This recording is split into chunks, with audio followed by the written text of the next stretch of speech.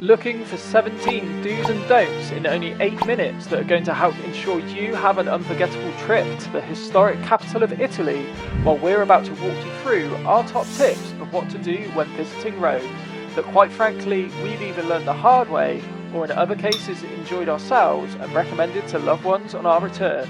So if you want to know why you shouldn't visit the Colosseum first thing like everyone tells you, but visit at night instead, then don't go anywhere.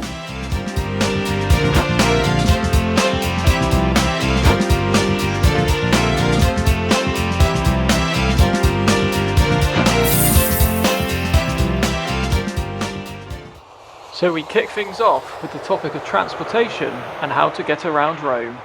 So our first don't of this video, don't be tempted to hire a car. You might be looking at the international airport and thinking it's 30 kilometers away and a good way to get from the airport to the city and then use the car to drive around to see the sights. Well, you'd be very wrong.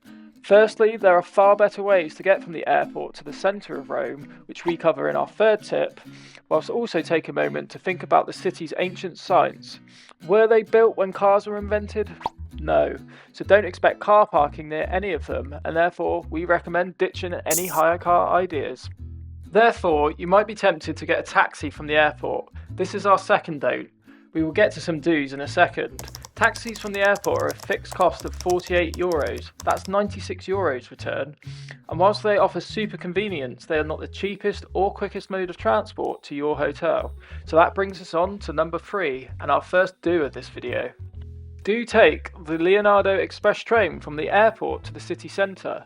It departs from the airport and is a direct service right to the main Rome train station that takes only 32 minutes. You can buy tickets whilst inside the airport and they only cost €14 per person, with children under 12 travelling free of charge.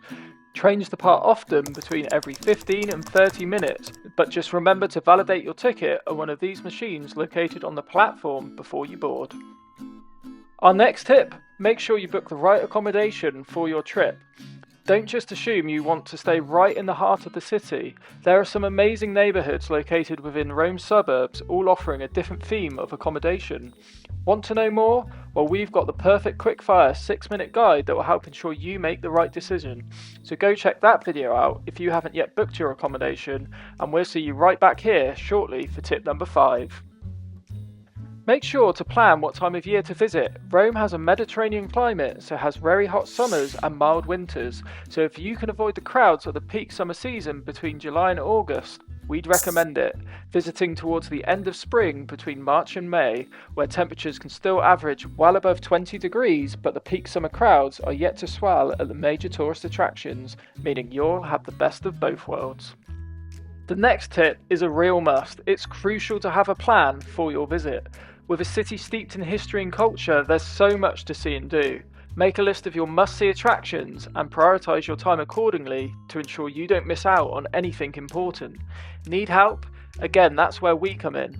Check out our travel guide of our must-see attractions all within 72 hours. It's a great way to start planning your adventure. Next, one of the best ways to truly experience Rome is by exploring it on foot. Skip the public transport and take leisurely walks through the city streets. You'll stumble upon hidden gems, charming alleyways, and stunning architecture that you might miss while rushing from one point to another on public transport. Therefore, with all the walking you'll be doing, it's essential to wear comfortable footwear. Opt for sturdy shoes that will keep your feet happy as you wander through cobblestone streets and climb historic landmarks like the Spanish Steps. Number 9, with all the amazing places to see and visit, it can be easy to forget to hydrate, which is especially key in those hot Mediterranean summer months. So stay hydrated during your adventures by making use of the free safe drinking water fountains scattered throughout Rome. Bring a reusable water bottle and refill it at these fountains to save money and reduce plastic waste. At number 10, to avoid long lines and waiting times, we highly recommend booking tickets in advance for all major sites in Rome, whether it's the Vatican Museums, the Colosseum, or the Pantheon. Securing your tickets early will save you precious time that you can spend exploring instead of standing in queues. If you wanted to stand in a queue for your holiday, you'd have visited Disneyland, right? So that's our first 10, with 7 more to come. Before we get to number 11, let us know down in the comments below which of the first 10 is your favourite tip so far by commenting your favourites number.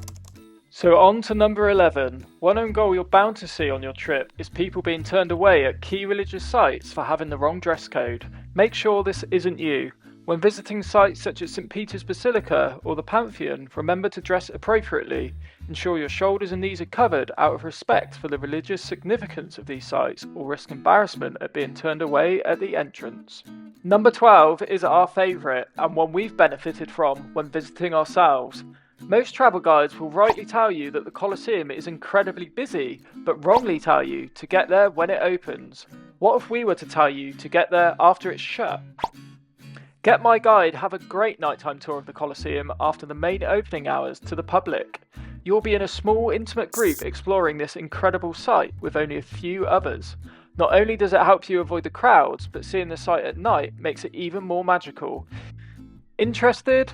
Well, check the link in our bio, and if you do book, by booking from the link below, it helps support our channel with no extra cost to yourself, and we hope you enjoy it as much as we did.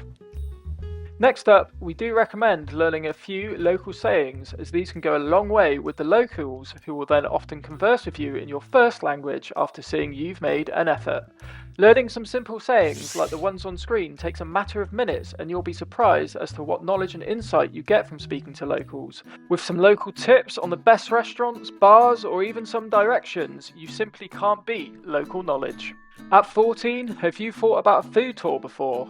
Doing a food and wine tour is a great way to spend an afternoon in any major city, but when you're in Rome and have the Italian cuisine to try, it almost becomes a must. Doing one in Trastevere district with its small cobbled side streets is a sight in itself and is a great way to spend a few hours. One which we'd recommend on Get Your Guide comes with 20 tastings and some of the best food and wine going in Rome. There's a reason why over 430 people have reviewed it as almost a perfect 5-star rating.